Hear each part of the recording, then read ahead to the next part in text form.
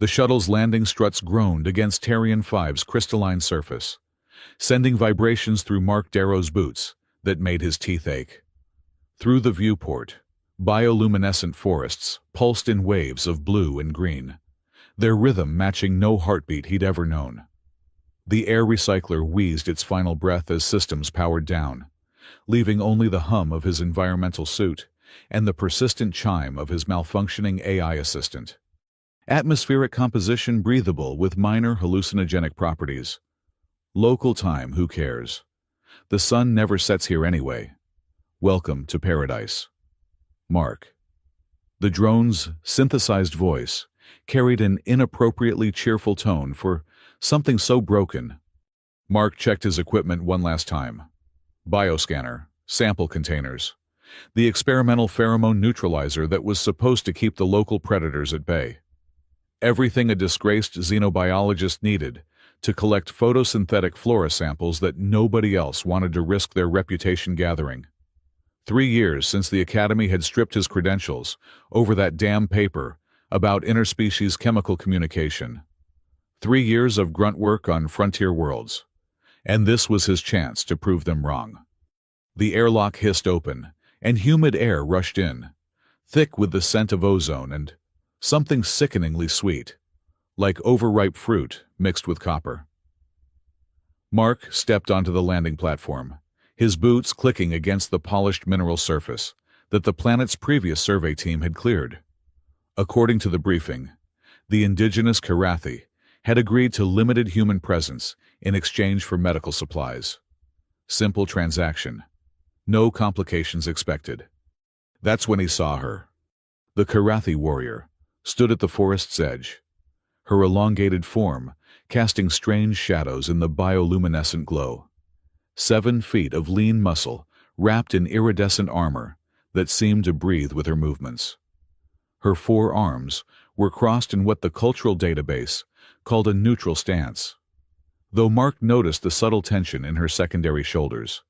The helmet covered most of her face, leaving only her eyes, visible vertical pupils that dilated and contracted independently as they tracked his movement. Mark raised his hand in the universal greeting gesture he'd practiced. The warrior didn't respond. She simply watched, statue still, except for those restless eyes. "Greetings from Earth Federation," Mark said, knowing she likely understood Standard through the translation implants most Karathi traders used. "I'm Mark Darrow, here for the photosynthetic survey mission. I believe someone from your septi was assigned as my guide." The warrior shifted her weight, and that's when it happened. The morning dew had collected on the platform's smooth surface, invisible in the strange light. Her armored foot found the slick spot as she took a step forward, and physics took over. The mighty Karathi warrior, probably trained from birth in 17 different martial arts, went down hard. But it wasn't the fall that made Mark's blood freeze. As she tried to catch herself, her 4 arms splayed out in a desperate windmill motion, her back arched at an impossible angle, and suddenly, the bioluminescent patches along her spine flared in a sequence Mark had only read about in classified xenobiology texts. The Garaval, the intimate fear response that Karathi showed only in moments of absolute terror or during their most private mating rituals. The patches pulsed in a spiral pattern, releasing clouds of glittering spores that hung in the air like shame made visible. Their eyes met. Hers went wide, the pupils contracting to thin lines. She knew he'd seen it. The most closely guarded secret of her species. The biological response they'd hidden from humans since first contact. Exposed in a moment of clumsiness. Mark's brain raced through the implications. The Karathi killed to protect this secret. Wars had been fought over less. The survey mission suddenly seemed insignificant compared to the knife edge he now balanced on. The warrior scrambled to her feet with a fluid motion that would have been graceful if not for the trembling in her secondary arms. The spores were already dissipating, but they both knew it was too late. She reached for the curved blade at her hip, its edge glowing with the same bioluminescence as the forest. "Wait," Mark said, his voice steady despite his hammering heart. He slowly reached up and deliberately covered his eyes with both hands. I saw nothing. The lights here are so bright. Disorienting. I'm still adjusting from the shuttle. He heard the blade slide a few inches from its sheath. The sound was like silk tearing. You saw... Her voice was lower than he'd expected, with harmonics that made his chest cavity resonate. You saw the Garaval. I saw someone slip on wet metal, Mark said, keeping his eyes covered. Happens to humans, all the time. I once fell down an entire flight of stairs at the academy, in front of the whole xenobiology department. They called me Tumbledown Darrow for a year. Silence stretched between them, broken only by the drone's helpful observation. Fun fact, the Karathi word for embarrassment literally translates to death before witnessing. How culturally enriching. Mark wanted to strangle the AI, but he kept his hands over his eyes. My assistant is malfunctioning. Has been for months. It records everything incorrectly. Last week, it logged a binary star system as a giant space potato. Any data it captures is worthless. More silence. Then, the soft whisper of the blade returning to its sheath. You may lower your hands, she said. Mark did, blinking in the phosphorescent light. The warrior stood rigid, her posture screaming discomfort even through the armor. Up close, he could see the intricate patterns etched into the metal, each telling a story of battles won. This was no ordinary guard. This was someone important, someone proud, someone who'd just experienced the equivalent of having her diary read aloud in a crowded amphitheater. I am Ryla, she said, the name coming out like she was pulling teeth. I will guide you to the photosynthetic groves. We leave immediately. I need to gather my equipment first, Mark said, gesturing to the shuttle. Now. The word carried enough edge to cut glass. Mark grabbed his essential pack, and the drone bobbed along behind him as Ryla turned and strode toward the forest. Her gait was different now, too controlled, too measured. She was overcompensating, and they both knew it. The forest swallowed them whole.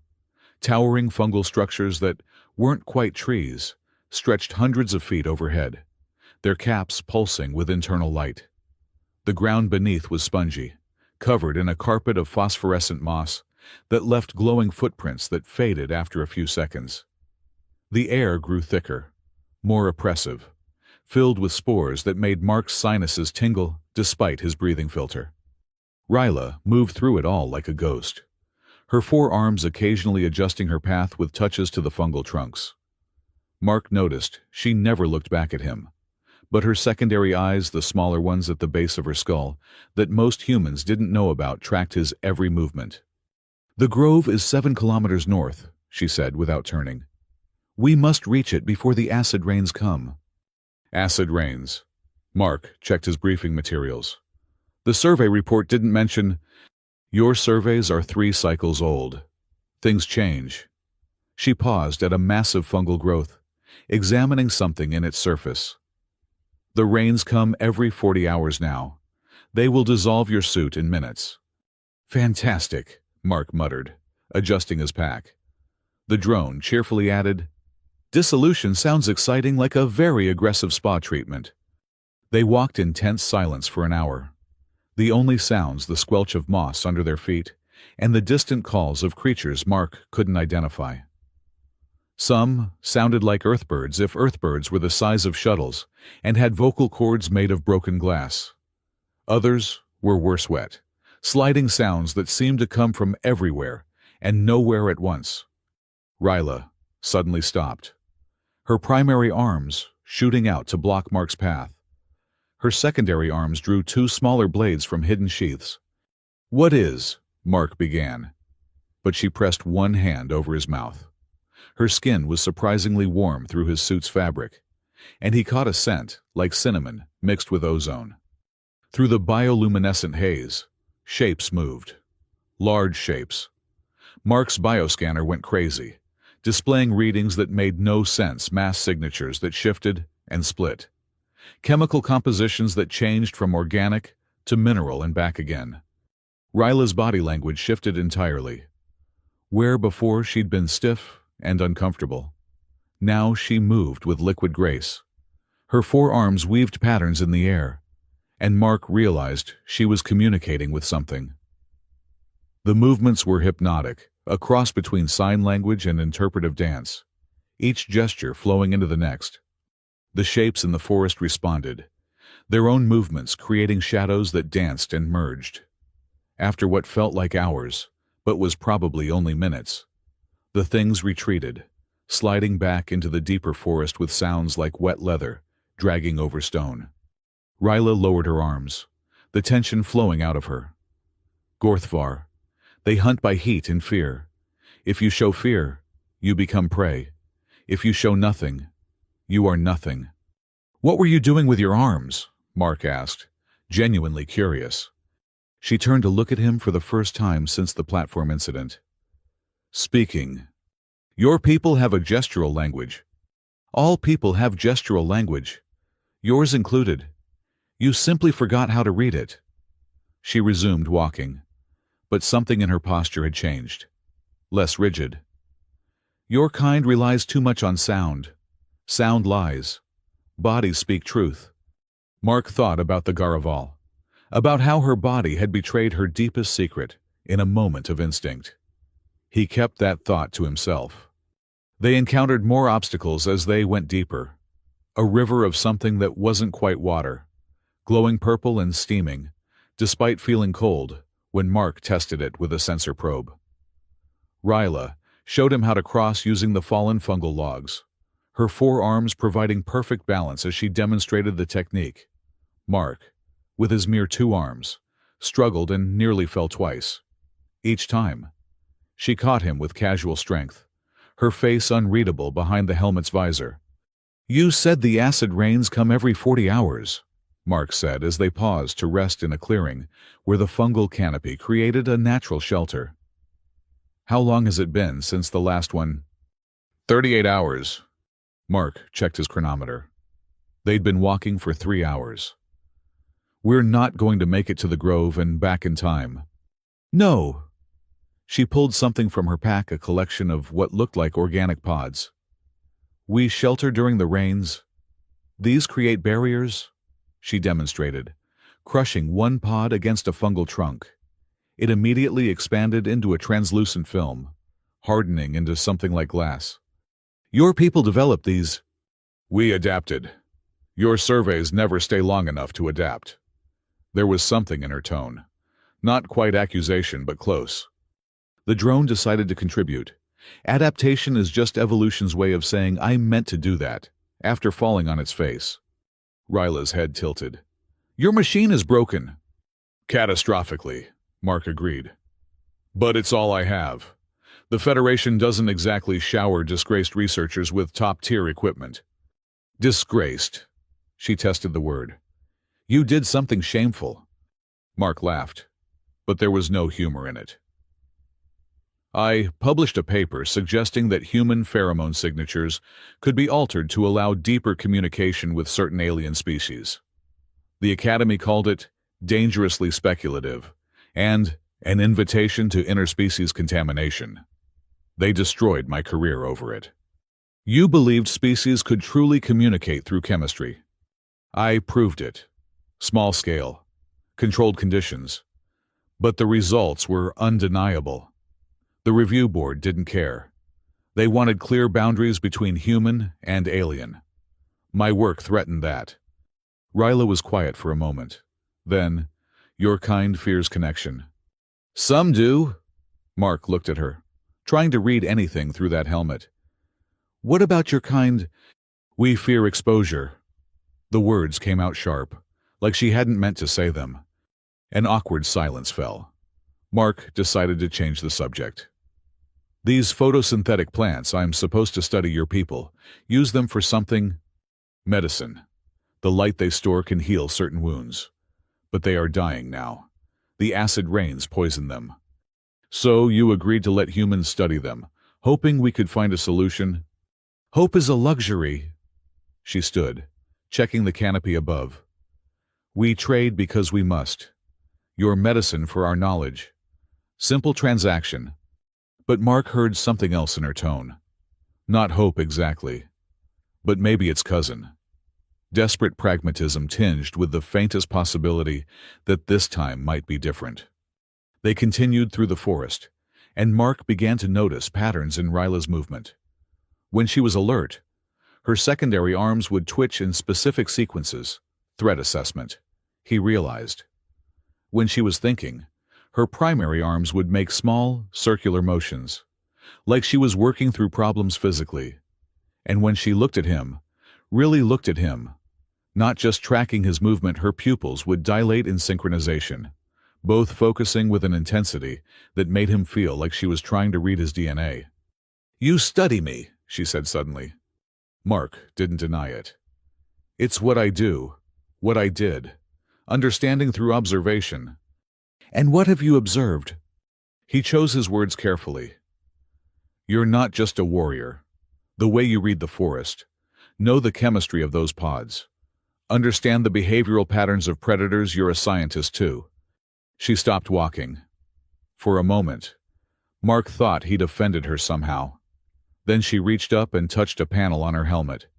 It retracted with a soft hiss, revealing her face for the first time. Mark forgot to breathe. The Karathi were humanoid in the loosest sense, but Ryla's features were striking in their alienness. Her skin had a subtle scaled pattern that caught the bioluminescent light like pearl. Her primary eyes were larger than a human's, with those vertical pupils that seemed to see everything at once. Her secondary eyes, smaller and set lower, gave her face an unsettling asymmetry. But it was her expression that caught him, a mixture of defiance and curiosity that transcended species. "Now you observe better," she said. Before Mark could respond, his bioscanner shrieked in alarm. The atmospheric readings were spiking, pressure dropping, humidity rising, chemical composition shifting toward acidic. Ryla's primary eyes widened. "Too early. The rains come too early." They ran. Mark had never moved so fast in his life, his lungs burning as he tried to keep up with Ryla's inhuman pace. The forest around them began to react, the fungal caps closing, smaller creatures burrowing into the moss, everything preparing for what was coming. The first drops hit the canopy above, with sounds like bacon frying. Where they touched, the bioluminescent fungi went dark, their light extinguished in seconds. The drops that made it through hit the ground with tiny explosions of steam. There, Ryla pointed to a natural formation ahead, a cluster of fungi that had grown together into something like a cave. She grabbed Mark's arm and practically threw him inside, then began crushing pods against the entrance with desperate efficiency. The barrier formed just as the real rain began. Through the translucent film, Mark watched drops the size of his fist fall from the sky, each one eating through vegetation with horrifying efficiency. The sound was deafening, a constant hiss of dissolution mixed with the crashes of falling fungal structures. They were pressed close in the small space, barely room for Mark to stand, and none for Ryla with her greater height. She had to hunch. Her forearms braced against the walls to keep from falling into him. This close, Mark could hear her breathing a double rhythm, as her species had two respiratory systems. "Your drone," she said suddenly. Mark looked around, his heart sinking. The malfunctioning AI was outside. He'd lost track of it in the run. Through the barrier, he could see it hovering confused in the acid rain, its cheerful lights flickering as the downpour ate through its casing. "Oh, hello," the drone announced brightly as its systems failed. "I appear to be experiencing an involuntary decomposition. How educational. Remember to rate your assistant 5 stars before I permanently cease functi." The lights went out. The drone fell, hitting the ground with a splash that the acid rain quickly erased. "I'm sorry," Ryla said, and she sounded like she meant it. "It was broken anyway," Mark said. But he felt the loss more than he expected. That annoying voice had been his only companion for months, They waited in silence as the rain continued its destructive symphony outside. The proximity was uncomfortable. Mark could feel the heat radiating from Ryla's body. Smell that cinnamon ozone scent more strongly. He tried to make himself smaller, give her more space, but there was nowhere to go. "The Garaval," she said suddenly, her voice barely audible over the rain. "You truly saw it." Mark nodded. There was no point lying now. "In my culture, this means death. For both of us. You for seeing, me for showing." She shifted slightly, and one of her secondary arms brushed his shoulder. "But you pretended not to see. Why?" "Because everyone deserves dignity," Mark said simply. "Even in moments of accident." She was quiet for a long moment. "Then, your paper. The one about pheromone communication? You tested it yourself?" "Yes." "With which species?" Mark hesitated, then admitted, "Karathi." "Well, Karathi-derived chemical signatures. All synthetic. No actual contact. But the resonance patterns were unmistakable." Her primary eyes fixed on him with that unsettling intensity. "Show me." "What?" "Show me this communication you discovered. Prove you understand more than just observation." Mark's hand went to the experimental pheromone neutralizer on his belt. It could work in reverse. He knew generate signals instead of blocking them. But to do so here, in this confined space with a Karathi warrior who just admitted he'd seen her deepest shame. "It could be dangerous," he said. "Everything here is dangerous." She gestured at the acid rain still falling outside. "Show me something that is dangerous with purpose." Mark pulled out the device, his fingers working the controls from memory. He'd only done this in controlled lab conditions, never with an actual Karathi present. He selected a simple patterned curiosity mixed with respect, the chemical equivalent of a polite question. The moment he activated it, Ryla's whole body changed. Her pupils dilated fully, all four eyes focusing on him with laser intensity. Her secondary arms, which had been held carefully still, began moving in those fluid patterns he'd observed earlier. But now he could almost read them: question, surprise, recognition. She reached for her own equipment, pulling out something that looked like a breathing mask but which Mark recognized as a scent synthesizer. Karathi hunters used them to mask their presence, but they could also project. She adjusted it and released a cloud of something that made Mark's entire nervous system light up. It wasn't smell. Exactly. It was information, pure and complex, downloading directly into his hindbrain. Images flashed the forest from perspectives he'd never seen. The taste of light on photosynthetic plants. The weight of armor worn since childhood. The shame of falling in front of a stranger. "You do understand," she breathed. And for the first time, her expression showed something other than control. Wonder, maybe. Or fear. Perhaps both. The rain was stopping, the hissing fading to occasional drops. But neither of them moved to leave the shelter.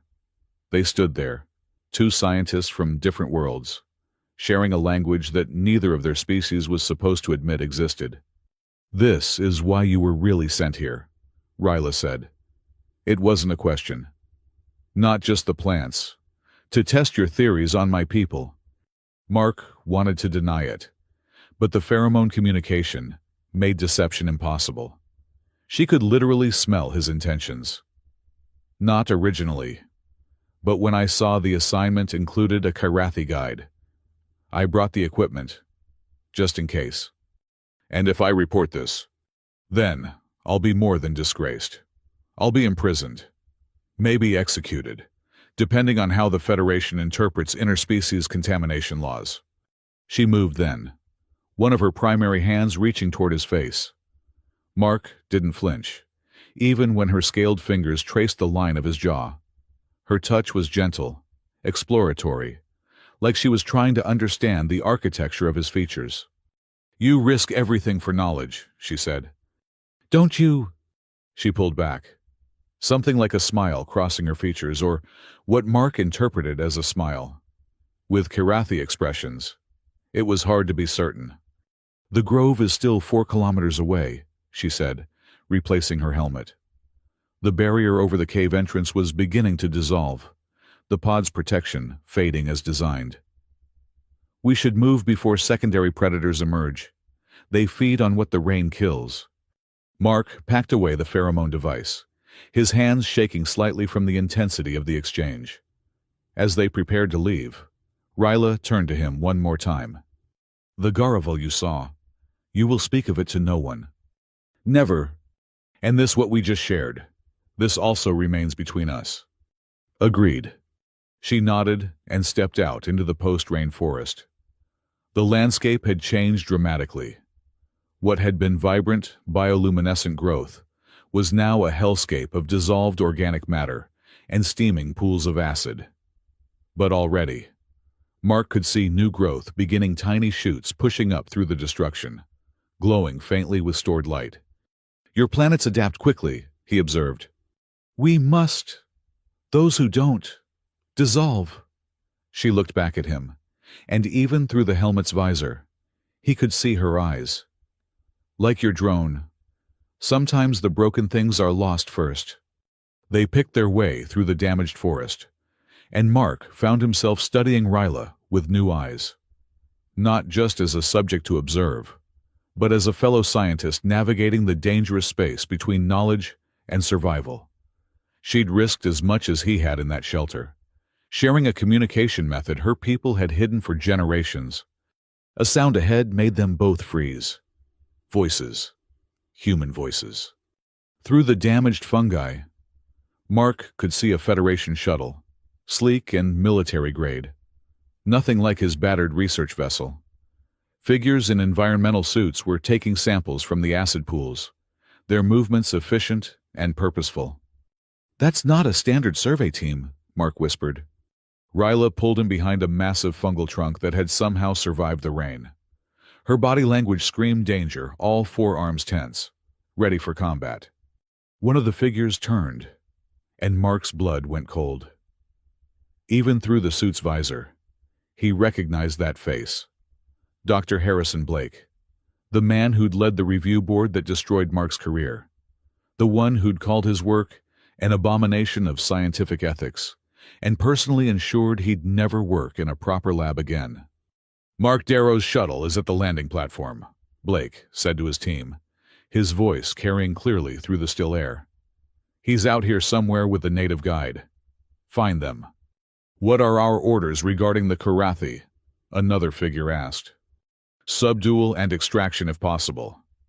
The board wants a living specimen to verify Darrow's claims about chemical communication.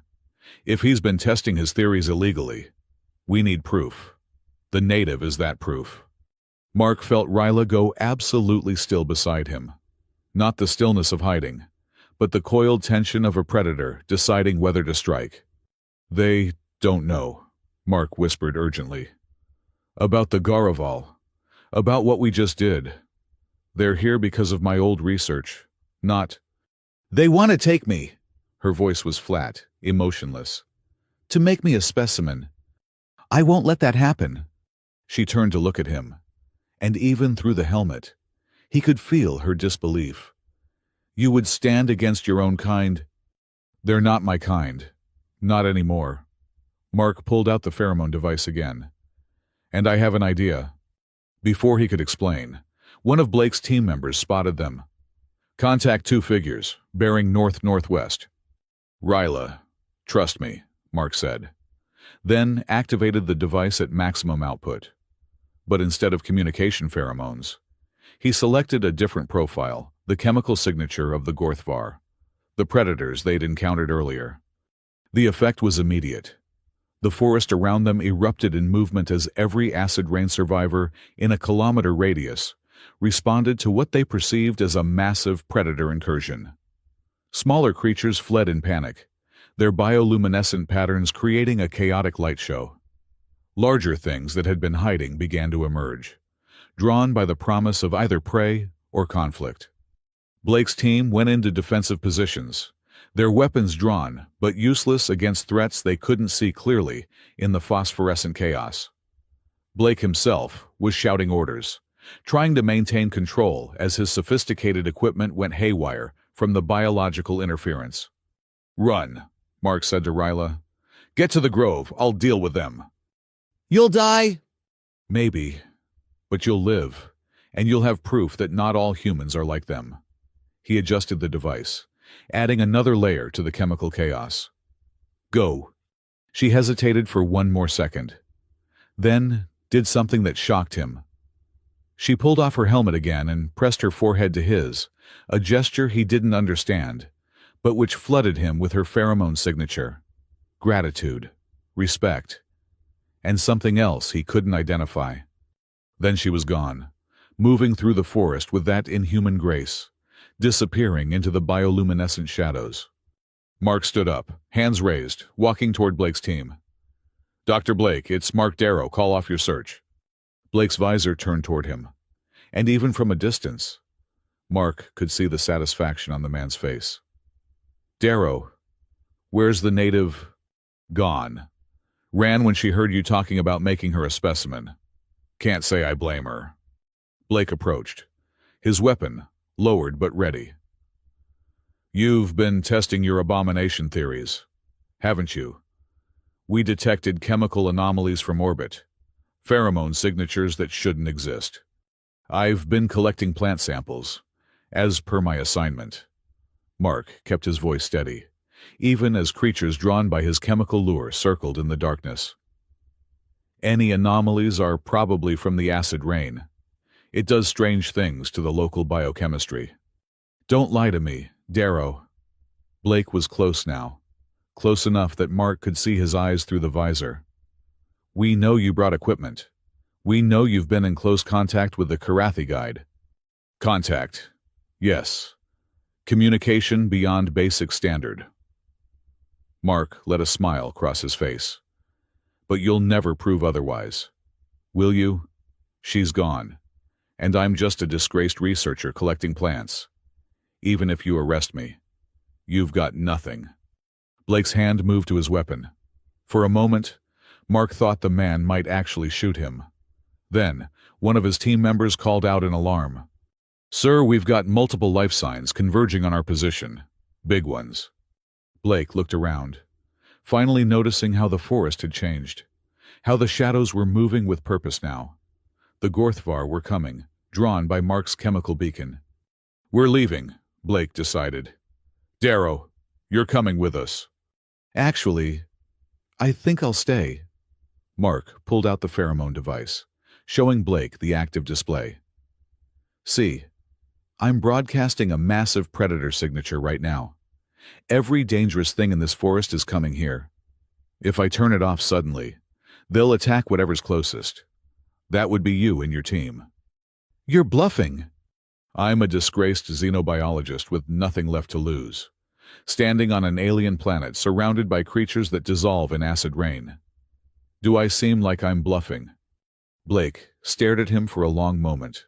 Around them, the sounds were getting closer wet, sliding noises that spoke of things better left unseen. "This isn't over, Darrow. It never is with you. Is it?"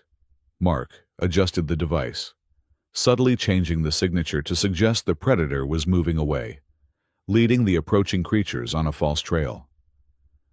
"But, for now, you should run. These things hunt by heat and fear, and you're practically glowing with both." Blake backed away, gesturing for his team to retreat to their shuttle. Mark watched them go, keeping the device active until he heard their engines fire up and fade into the distance. Only then did he turn it off and sink to his knees in the phosphorescent moss, exhaustion hitting him like a hammer. He was alone now. No drone, no backup. 4 kilometers from his objective with no guide and no idea how to navigate the forest. A sound made him look up. Ryla stood there, having appeared as silently as a ghost. She'd removed her helmet again, and her expression was unreadable. "You stayed," she said. "You came back. The grove is this way." She extended one of her primary hands to help him up. "We should hurry. The secondary predators are coming, and your chemical trick won't work on them." Mark took her hand, noting how her scales felt against his palm, warm and smooth. Nothing like he'd expected. Why did you come back? Because you showed me something I didn't think existed. She pulled him to his feet with easy strength. A human who values knowledge over power, who chooses understanding over dominance. There are others like me. Perhaps. But you're the one who's here. She replaced her helmet and began walking. The grove awaits. Your mission continues. As they moved through the recovering forest, Mark realized something had fundamentally changed. The mission was no longer about proving his theories or restoring his reputation. It was about this, the connection between two scientists from different worlds, built on accidents and trust, and the dangerous pursuit of understanding. The bioluminescent forest pulsed around them, alien and beautiful and deadly. And for the first time in 3 years, Mark felt like he was exactly where he was supposed to be. The photosynthetic grove stretched before them like a cathedral made of light. Towering organisms that defied classification as either plant or fungus rose hundreds of meters into Tarian V's perpetual twilight, their translucent bodies pulsing with stored solar energy. Each pulse sent waves of bioluminescence rippling through interconnected root systems, creating a living network of communication that Mark's instruments could barely begin to interpret. Ryla stood at the grove's edge, her forearms moving in subtle patterns that Mark was beginning to recognize as contemplation. Since their encounter with Blake's team 3 hours ago, she'd maintained a careful distance, close enough to guide, but far enough to establish boundaries. The intimacy of their pheromone exchange in the acid rain shelter hung between them like an unspoken question. "Your samples," she said without turning. "Take them quickly. This place has guardians." Mark unpacked his collection equipment, noting how his hands still trembled slightly from the adrenaline of facing Blake. The loss of his drone made everything more difficult.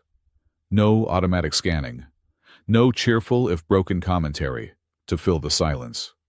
Just him, his tools, and an alien warrior who'd seen him choose her freedom over his own people's demands.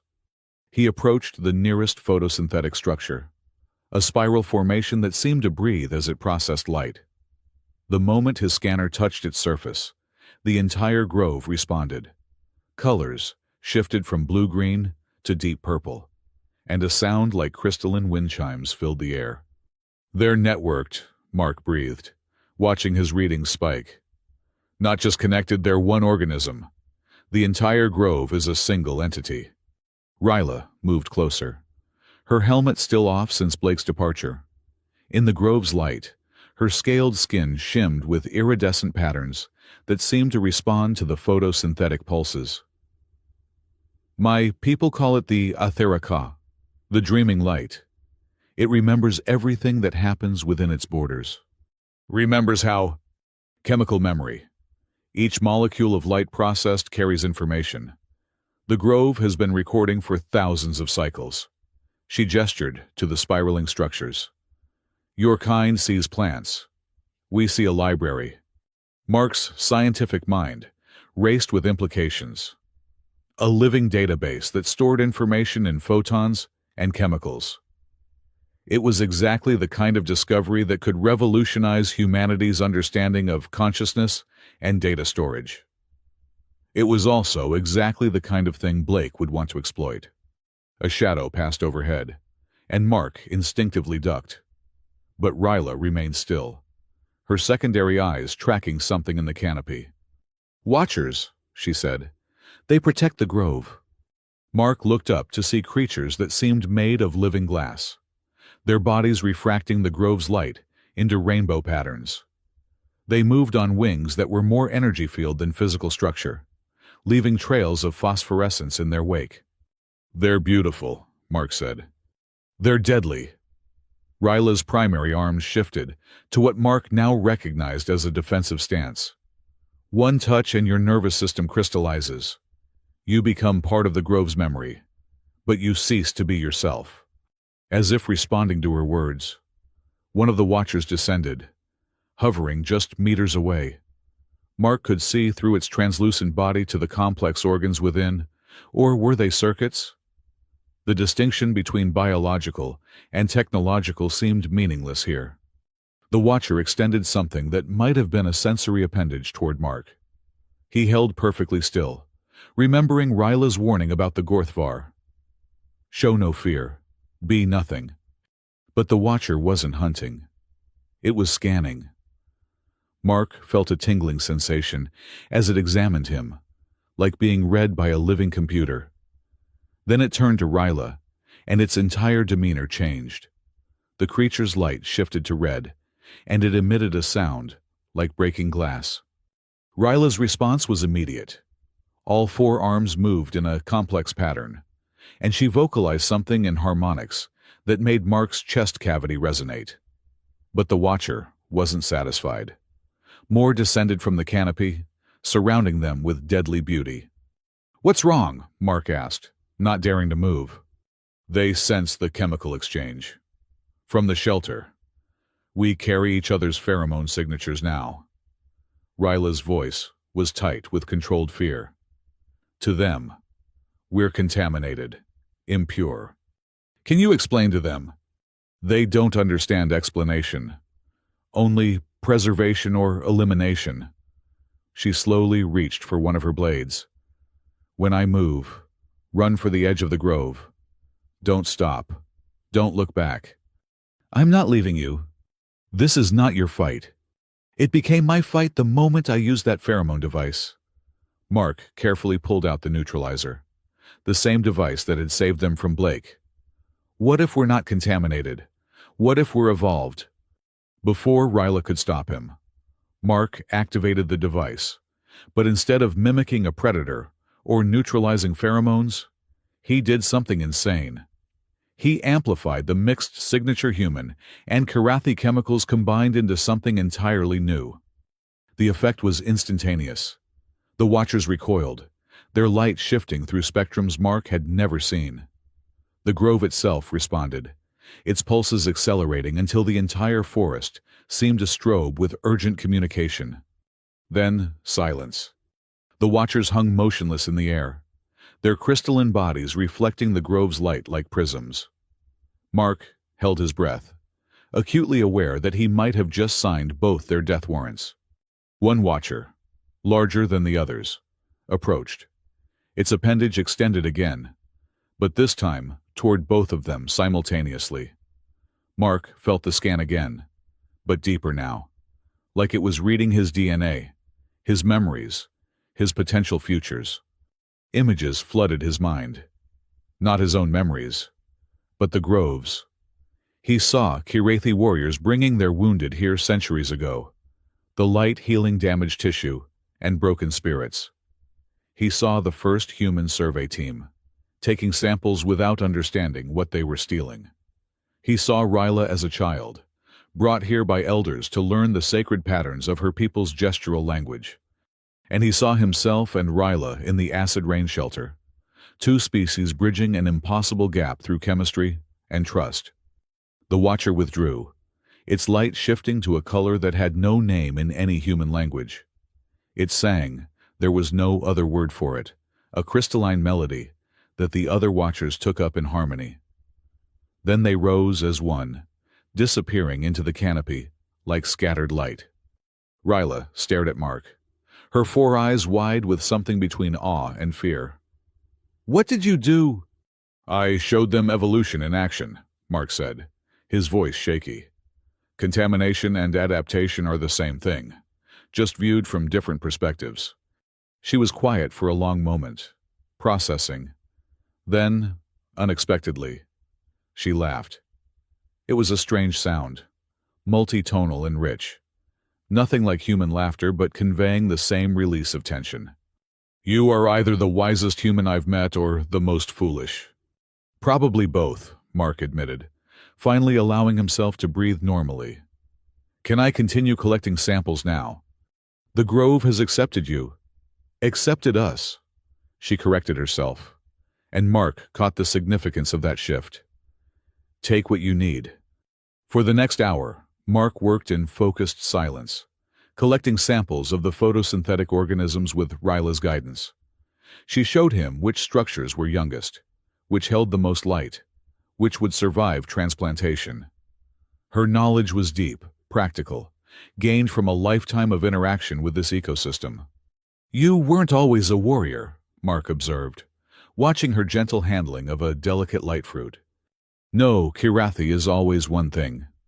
She sealed the sample container with practiced efficiency. "We adapt to need. When the need was for scientists, I studied. When the need was for warriors, I fought. Now," she paused, looking at him with those unsettling quad eyes, "I don't know what the need is. Understanding, maybe." "Understanding doesn't feed my people, doesn't stop the acid rains from worsening, doesn't prevent your kind from taking what they want." The bitterness in her tone was sharp, but not directed at him. Mark recognized the frustration of someone caught between worlds, unable to fully belong to either. He'd felt it himself since his disgrace. "Blake won't give up," Mark said, changing the subject. "He'll be back with more people, better equipment. He needs to prove I've been conducting illegal experiments." "Let him come." Ryla's secondary arms flexed. A gesture Mark was learning meant anticipation of conflict. "The Grove remembers him now. The Watchers will not be so patient next time." "You don't understand. Blake has resources, government backing. He could bring a military force, claim the Grove is a threat to human colonization. And you would warn us of this, betray your own species' interests." Mark looked at her directly. "My species' interest should be in cooperation, not conquest. But people like Blake only see resources to exploit, advantages to gain. They dissect you to understand your pheromone language, then use it to manipulate your people." "As you manipulated the Watchers?" The accusation stung because it held truth. "I adapted. There's a difference." "Is there?" Ryla moved closer, close enough that Mark could smell that cinnamon ozone scent again. "You change our chemistry, mix it with yours, create something new without asking. How is that different from what Blake wants?" Mark didn't have an easy answer. The ethical lines he'd crossed, first in his original research and now here, were not clear-cut. "Because I'm not trying to control you. I'm trying to communicate. Communication requires consent. Did you ask before you recorded my gestural patterns, before you analyzed my pheromones?" The questions hung in the air like the Grove's phosphorescent pollen. Mark wanted to defend himself, to explain the scientific imperative to understand. But faced with Ryla's direct gaze, he couldn't hide behind academic justifications. "No," he admitted. "I didn't ask. I observed, recorded, analyzed. It's what I was trained to do. And now I'm asking, teach me. Not as a subject to study, but as..." He searched for the right word. "A colleague, a partner in understanding." Ryla's expression shifted through several micro-changes that Mark was only beginning to interpret.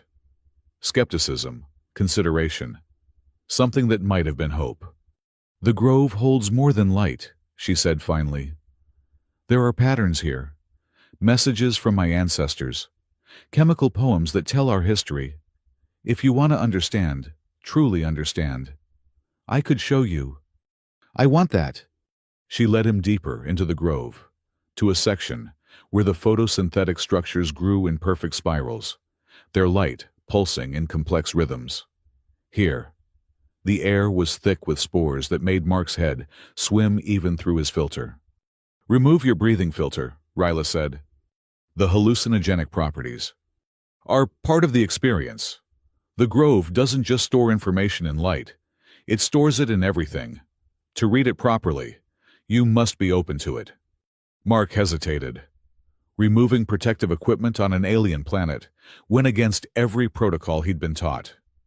But hadn't he already broken every protocol that mattered? He pulled off the filter. The first breath was overwhelming. Colors became tastes. Sounds became textures. The Grove's light wasn't just visible, it was tangible. flowing through him like liquid electricity. He stumbled, and Ryla caught him with two of her arms, while the other two continued their gestural patterns. "Focus on my movement," she said, her voice seeming to come from inside his skull. "The patterns will anchor you." Mark tried to watch her arms, to follow the flowing motions. Gradually, he began to see the logic in them. Not language exactly, but something deeper. Mathematics made flesh, equations expressed in gesture. "This is how we teach our young," Ryla explained, her movements never stopping. "Before words, before tools. We had this, the body's knowledge." Mark found himself moving too, clumsily at first, his two arms trying to replicate what she did with four. But as the spores worked through his system, the boundaries between possible and impossible began to blur. He could feel phantom limbs, ghost arms that moved in spaces his physical body couldn't occupy. The grove responded to their dance. Light patterns shifted, creating holographic representations of Karathi history. Mark saw their first emergence from underground colonies, their discovery of the grove, their wars with other species, their first contact with humanity. But more than seeing, he experienced it: the fear, the hope, the betrayal, the cautious trust. "Your people were dying," he gasped, understanding flooding through him. "Before you found the grove, it saved you. It gave us purpose, preservation of knowledge, of memory. We became its guardians as it became our salvation." Ryla's movement slowed, becoming more personal, more intimate. "But now it's dying too. The acid rains are changing, becoming something it can't adapt to fast enough. The samples I'm taking might help, might not. Your scientists will study them, extract their secrets, synthesize their properties, but will they understand what they're truly destroying?"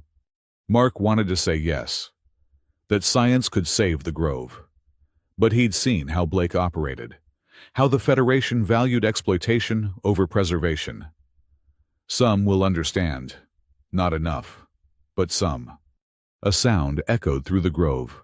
Artificial, mechanical, aircraft engines. Ryla's movement stopped abruptly. "They return." Mark's head was still swimming from the spores, but the danger cut through the haze, through the canopy. He could see lights, multiple shuttles, military grade. "Blake brought an army," Mark muttered. "Then we give him a war." Ryla began to draw her weapons, but Mark caught her arm. "Wait. Violence will only justify their aggression. They'll call you hostile, use it as an excuse to destroy the entire grove." His mind raced, the spores making connections he wouldn't normally see. Unless what? Unless we're not here. Either of us." He pulled out his sample containers, his scanner, his pheromone device. "The grove remembers everything, you said? Can it project memories, create echoes of what was?" Ryla's eyes widened with understanding. "You want to hide in plain sight, become memories while they search for reality. Can it be done?" She looked at the spiraling structures, at the patterns of light that held centuries of information. "Not by me alone. It would require perfect synchronization. Your chemistry and mine, working as one. We did it in the shelter. We can do it again." The shuttles were descending, their searchlights cutting through the grove's bioluminescence like blades. Mark could hear Blake's voice on amplified speakers, demanding surrender, promising clemency if they came quietly. Ryla grabbed Mark's hands with two of hers, while her secondary arms began weaving patterns he'd never seen before. "If this fails, we both become permanent parts of the grove's memory. Neither human nor Kirathi. Something else. Still better than what Blake has planned." She smiled then, an expression that was alien but unmistakably warm. "You truly are the most foolish human I've met."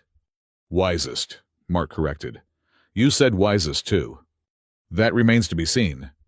They moved together, Mark following Ryla's lead as she guided them through gestural patterns that seemed to rewrite reality around them. The grove responded, its light bending, refracting, creating layers of illusion and memory. Mark felt himself becoming less solid, less definite. His consciousness spread through the photosynthetic network, touching minds that weren't quite minds, memories that weren't quite his. Blake's team entered the grove with military precision, weapons drawn, scanners sweeping. They moved past Mark and Ryla without seeing them, looking through them as if they were just another pattern of light in the grove's display. "Readings show they were here," one soldier reported. "Chemical signatures are fresh, maybe 20 minutes old." Blake himself stood in the exact spot where Mark had collected his samples, his scanner in hand.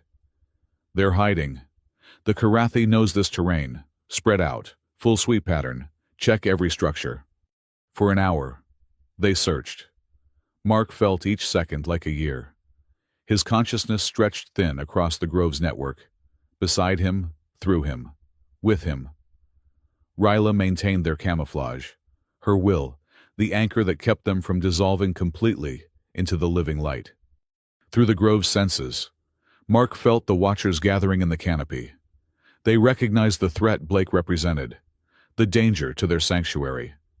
He could feel their growing agitation, their desire to protect through destruction. "No." Mark pushed the thought through the network, hoping they would understand. "Not violence, misdirection." Ryla understood immediately.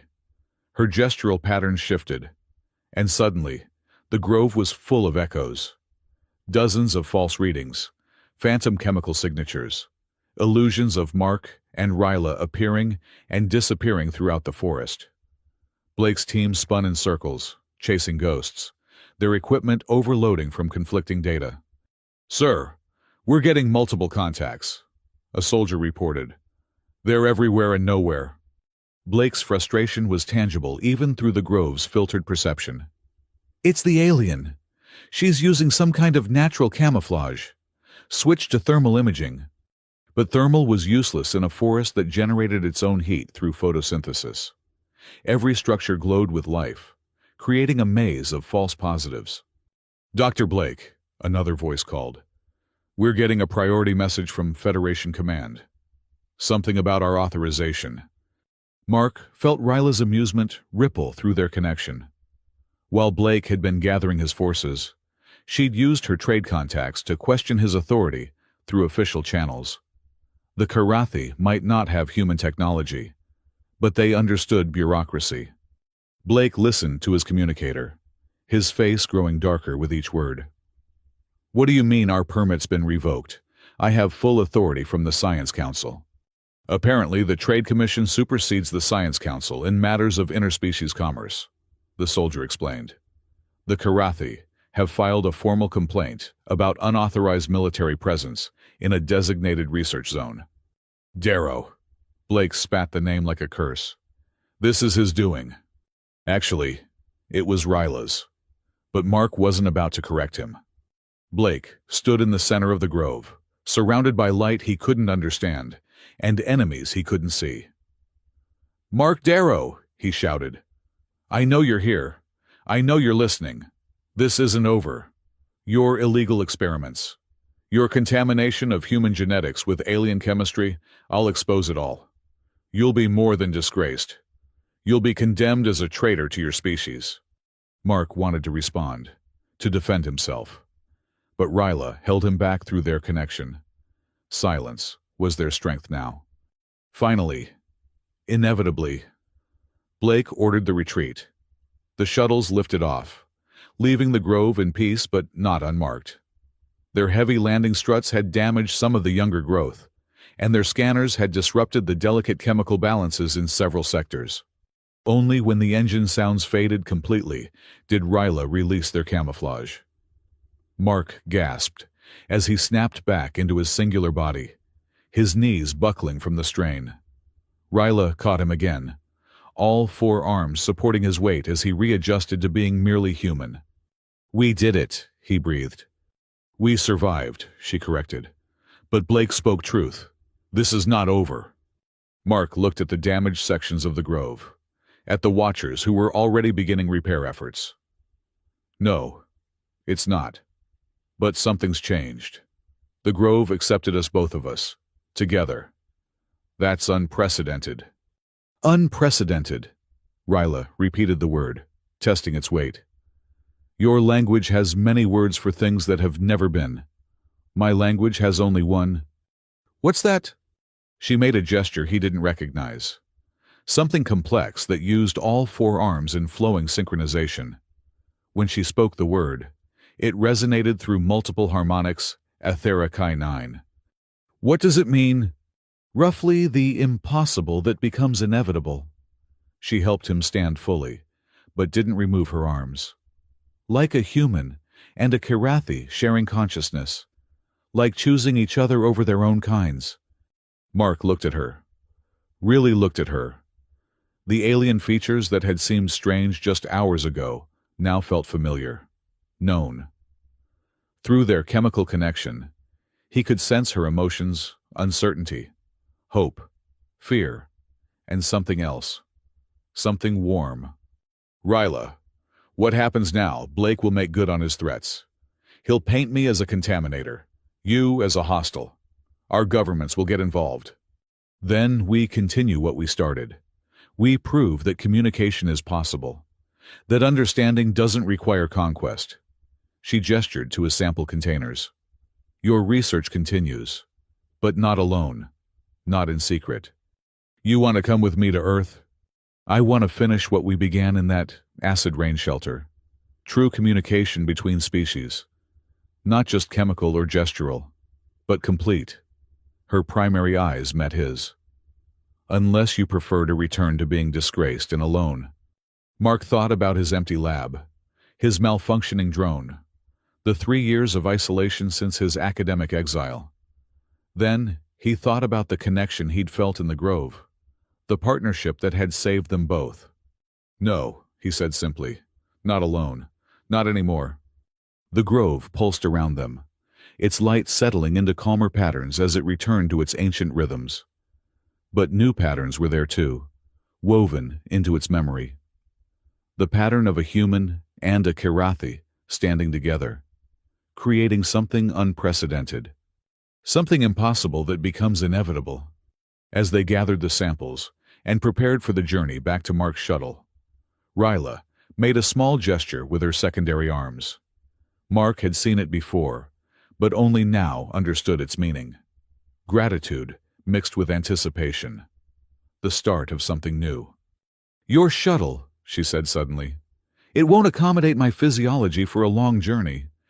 Then we modify it. Adapt it. Together.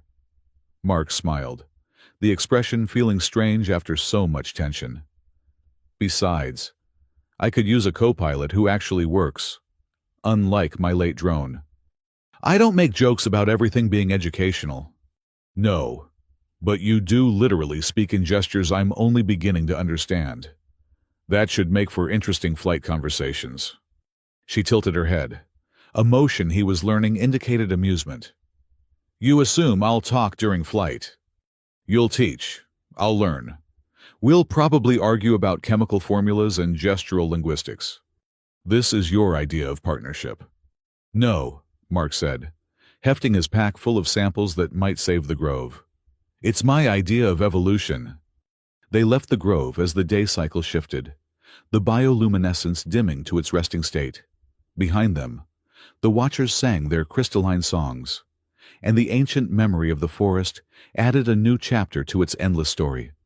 A human and a Kirathi, walking together toward an uncertain future, carrying the light of understanding in sample containers and shared consciousness. The impossible, becoming inevitable.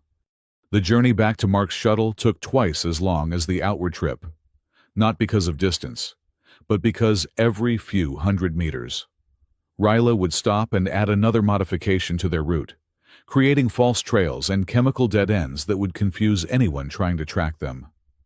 Her 4 arms moved in constant patterns now, not just communication, but active camouflage, bending light and scent around them like a living cloaking field. Mark watched her work with growing fascination. Each gesture had multiple layers of meaning, and he was beginning to see the mathematical elegance in her movements. It was like watching someone write equations in three-dimensional space, using their body as both pen and paper. "You're exhausted," he observed, noting the slight tremor in her secondary arms. Maintaining camouflage for two beings across different chemical signatures requires constant adjustment. She didn't stop moving, but he could hear the strain in her harmonics. "Your pheromones are particularly chaotic. They keep trying to broadcast emotional states I must suppress." "What emotions?" She turned to look at him, her vertical pupils dilating slightly. "Curiosity, excitement, attraction." The last word hung in the air between them, loaded with implications neither was ready to address. Mark felt heat rise to his face and knew his pheromones were probably screaming his embarrassment to anyone who could read them. "I should work on controlling that," he said. "Yes," Ryla agreed. But there was something in her tone that suggested she wasn't entirely opposed to the unconscious signals. "Though your species' emotional transparency has tactical advantages. Enemies cannot hide their intentions from us. Is that what I am to your people an enemy? You were. All humans were. After first contact went wrong." She resumed walking, her primary arms adjusting their path, while her secondary ones maintained the camouflage.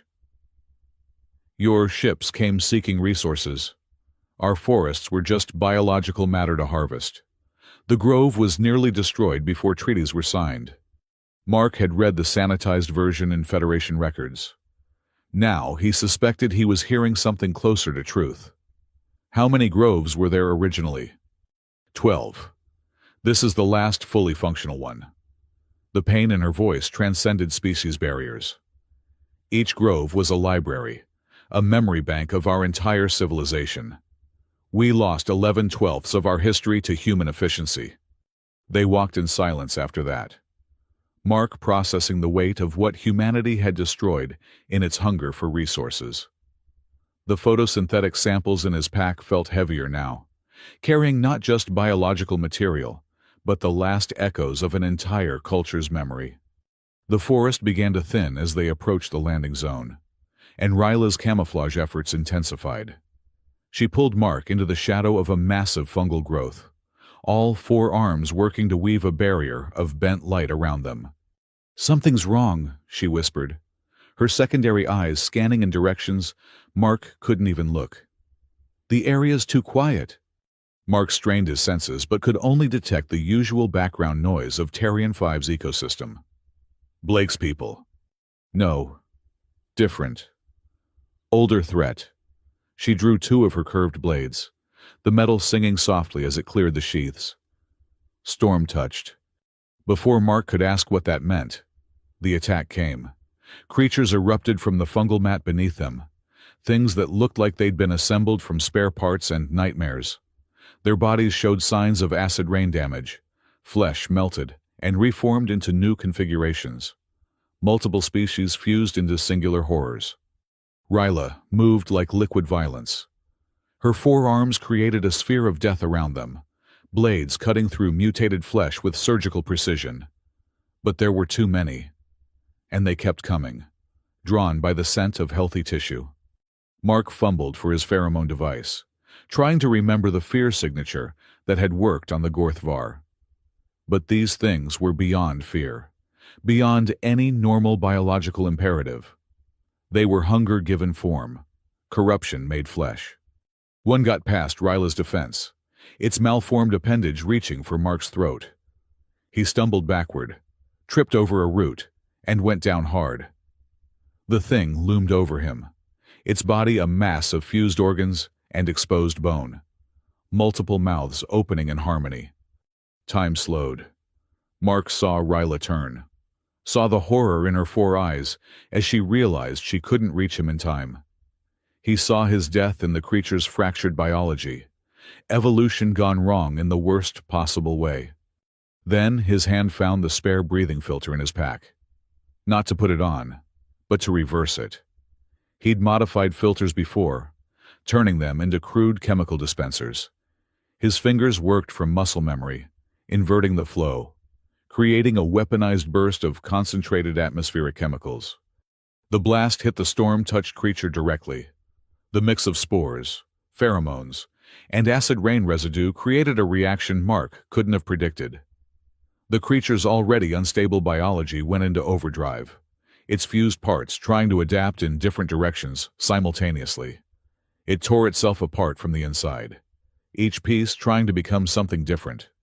Ryla's blade finished what chemistry had started, separating the creature's consciousness from its suffering. She pulled Mark to his feet, her primary hands checking him for injuries, while her secondary arms continued fighting. That was insane, she said. That was chemistry, Mark corrected, his hands shaking as he prepared another filter. Their biology is compromised. They can't process normal atmospheric chemicals anymore.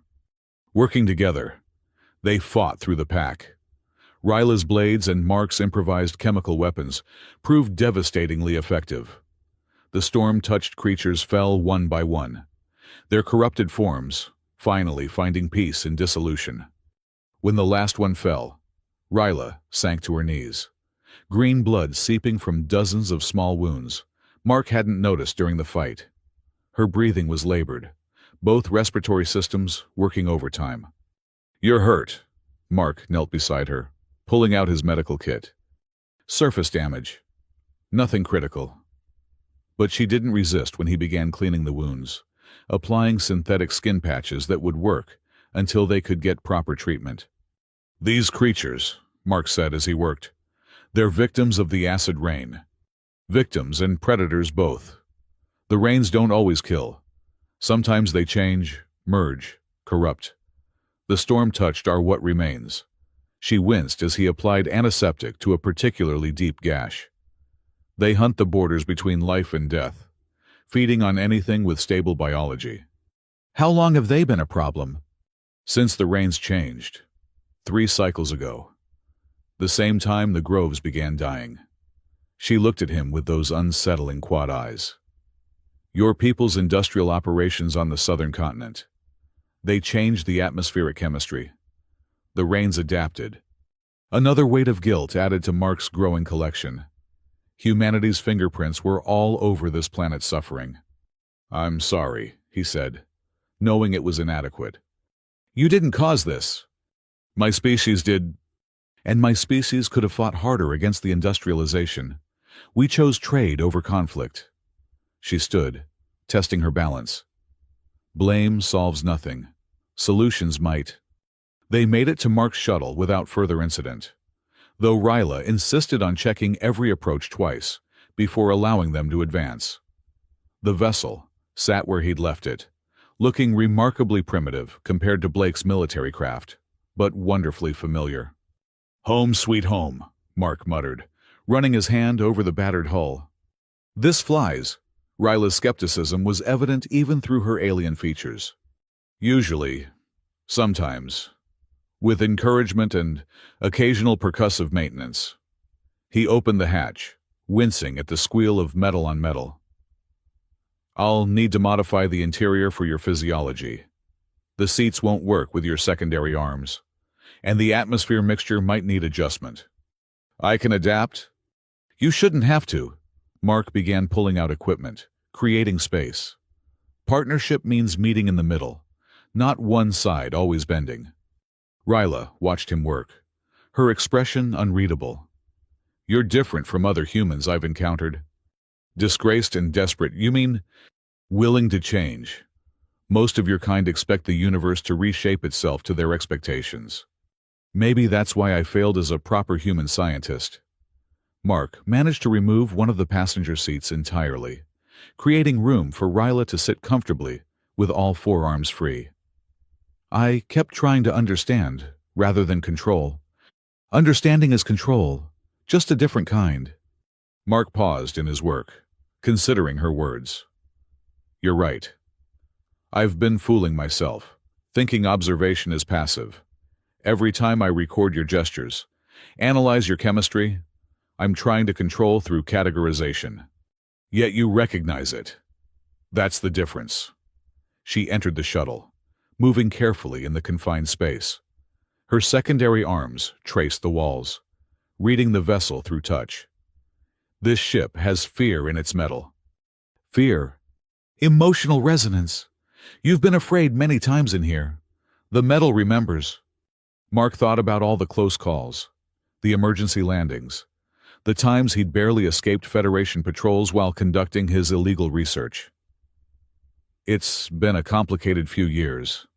Show me the samples, Ryla said, changing the subject. Mark opened the preservation unit, revealing the dozens of specimens they'd collected. In the shuttle's artificial light, they looked different, less magical, more biological, but still remarkable. Will your scientists truly try to save the Grove? Ryla asked. Some will. Others will see profit, weapons potential, technological advancement. Mark sealed the unit carefully. Science isn't pure. It's performed by people, and people have agendas. As do Kirathi. There are those among my people who would see me killed for what I've shared with you. The Garaval is sacred. The chemical communication is meant to be secret. Then why trust me? She was quiet for a long moment, all four arms perfectly still. Because the alternative is watching everything die slowly. The Groves.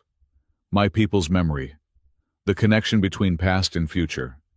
If sharing secrets with a human might save even part of that, then I accept the dishonor.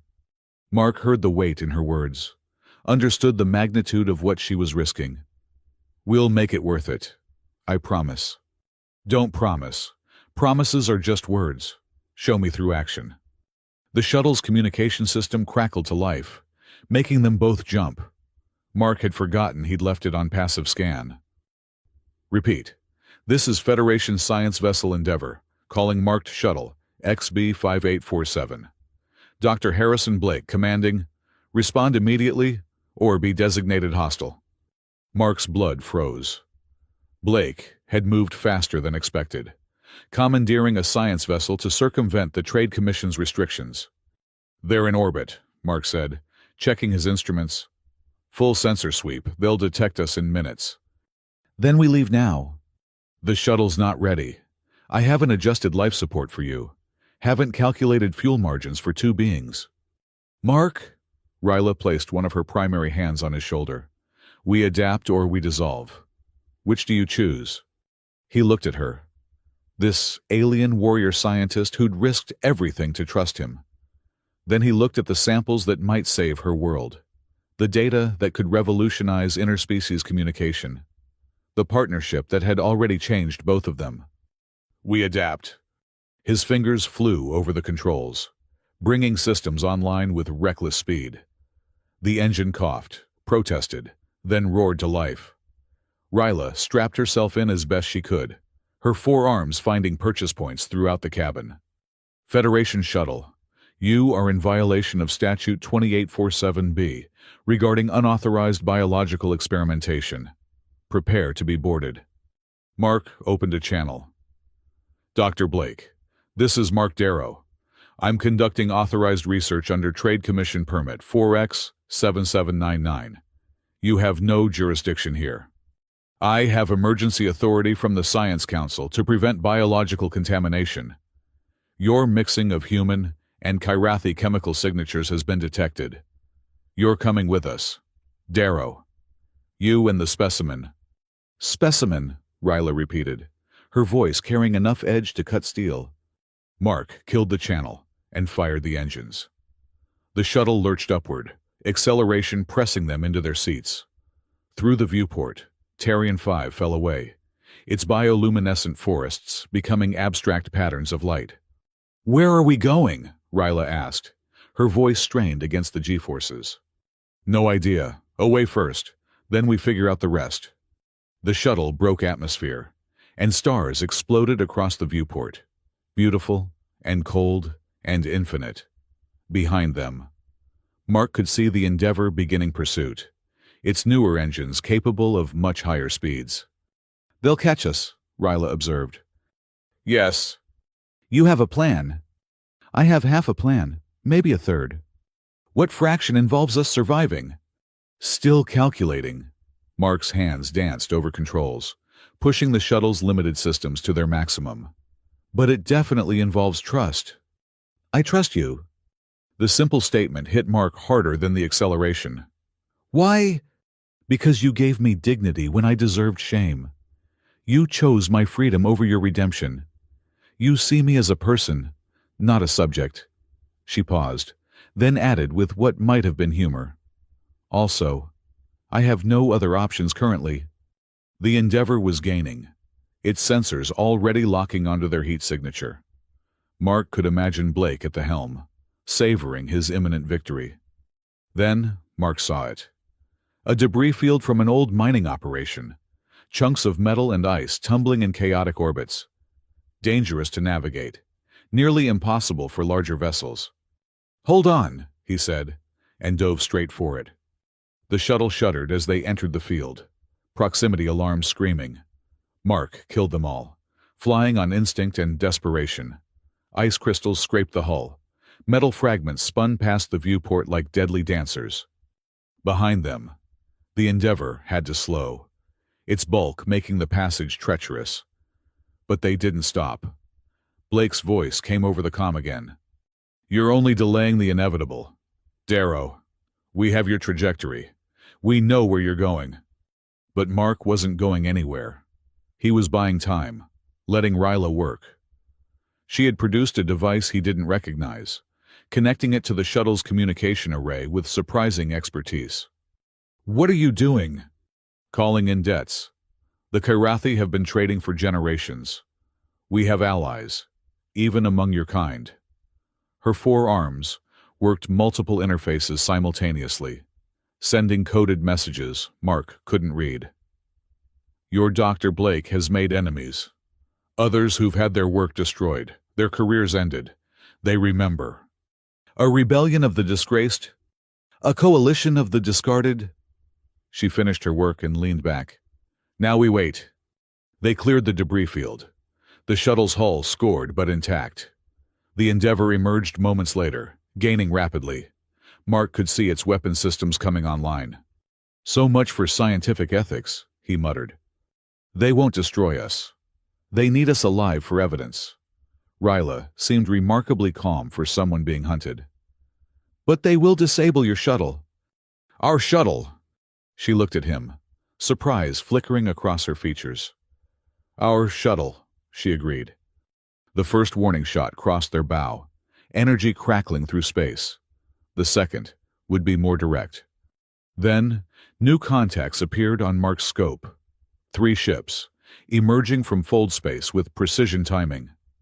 Not Federation vessels, these were independent traders, science vessels from non-aligned worlds. A ragtag fleet of those who operated outside official channels.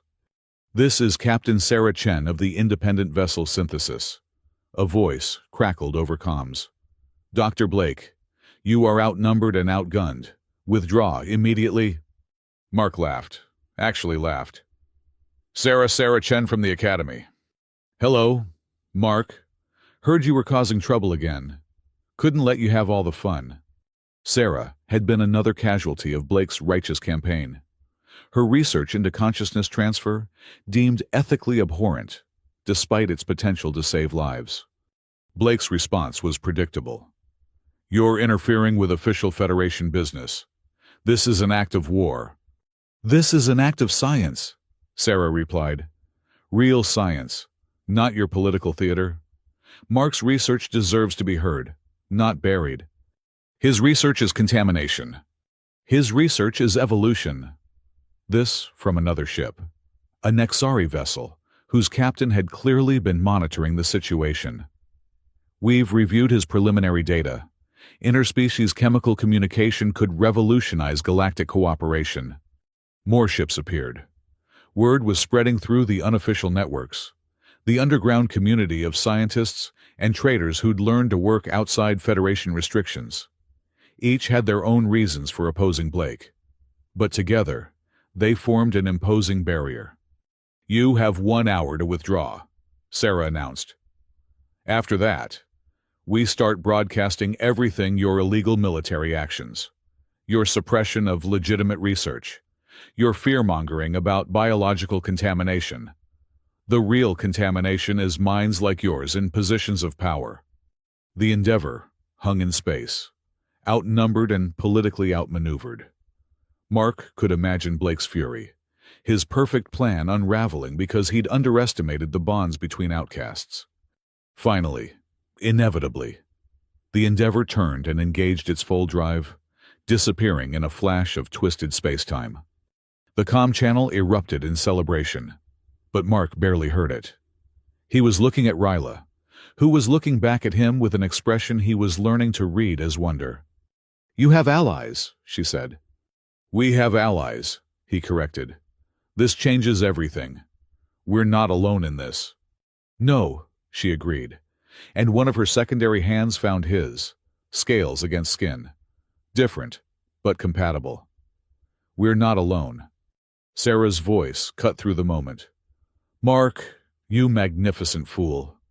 What have you gotten yourself into now, and who's your friend?" Mark looked at Ryla, then at the samples that might save a world, then at the fleet of rebels and dreamers surrounding them. For the first time in 3 years, he felt hope.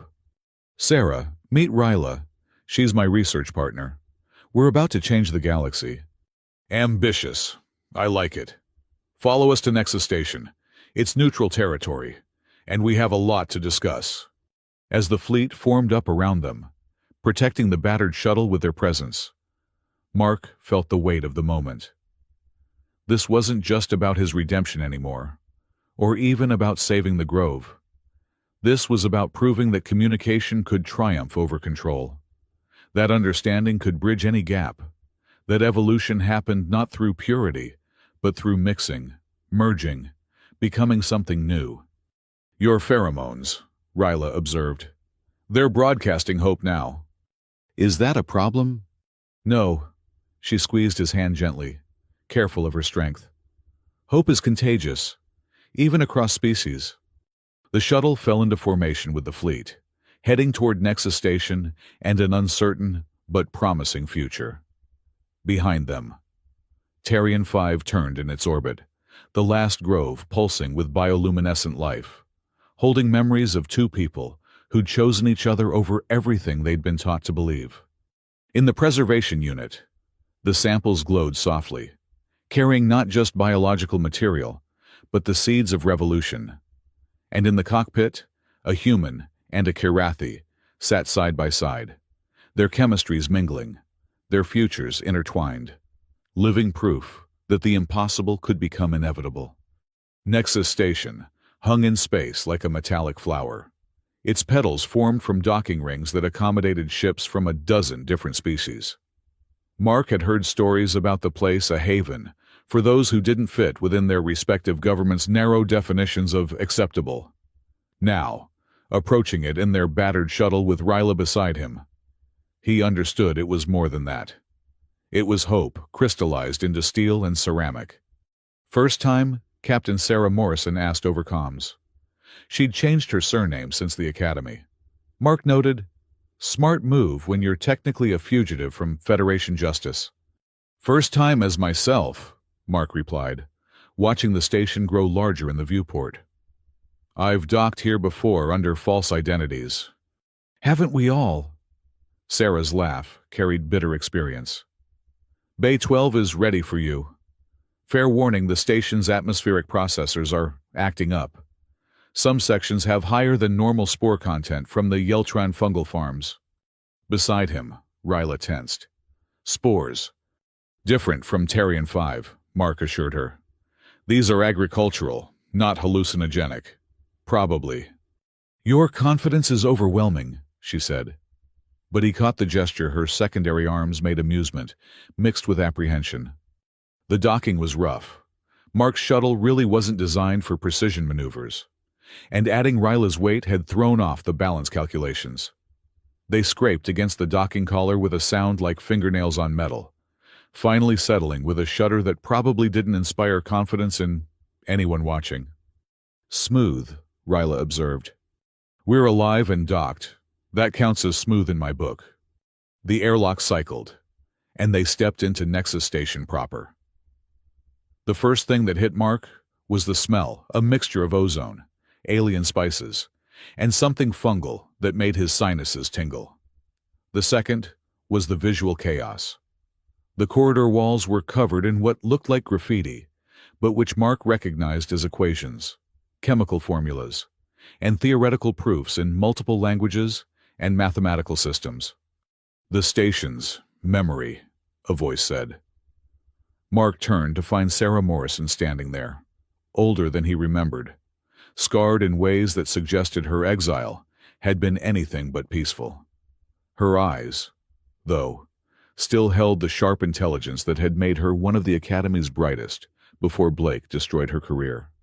"Sarah," Mark moved to embrace her, then hesitated, unsure of the protocol after so many years.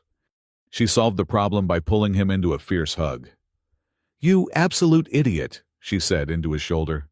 "Taking on Blake alone. What were you thinking?" "I wasn't alone." Mark pulled back, gesturing to Ryla. "This is Ryla, my research partner." Sarah's eyes widened as she took in Ryla's full appearance, the four arms, the dual eyes, the subtle scaled patterns that caught the station's artificial light. "A Karathi warrior class, and you're working together." "We're surviving together," Ryla corrected, her tone neutral, but her posture defensive. Sarah raised her hands in a placating gesture. "No judgment here. This station exists because the galaxy's governments can't stand the idea of species actually cooperating beyond trade agreements and territorial treaties. Come on. The others are waiting." She led them through corridors that seemed to follow no logical pattern, past doors marked with warnings in languages Mark couldn't read, through sections where gravity felt lighter or heavier than standard. The station was a patchwork, he realized, built from salvaged parts and held together by desperation and ingenuity. The meeting room was actually a converted cargo bay, with mismatched chairs arranged around a table that looked like it had been welded together from hull plating. Around it sat the most unlikely collection of beings Mark had ever seen in one place. A Nexari whose crystalline form refracted the overhead lights into rainbow patterns. A pair of Vorthak twins whose shared consciousness allowed them to finish each other's sentences. A human woman with cybernetic modifications that definitely exceeded Federation legal limits. And others, each carrying the unmistakable air of brilliant minds that had been deemed too dangerous for polite society. "Welcome to the Misfit Collective," Sarah said with a grin that held no humor. "Every person here has been discredited, exiled, or condemned by their respective governments, all for the crime of pushing boundaries." "What boundaries did you push?" Ryla asked the Nexari. The being's response came as harmonic tones that Mark's translator struggled with. "I suggested that consciousness could be transferred between crystalline matrices and organic neural networks. My government called it heresy against the natural order." "And you, Mark?" asked the cyber-modified woman. "Dr. Angela Foster," she replied, her voice carrying electronic undertones. "I proved that human consciousness could be expanded through technological integration. The Federation called it self-mutilation and revoked my medical license." Each had a similar story. Breakthrough research deemed too dangerous, too radical, too threatening to the established order. And now they were here, in this ramshackle station,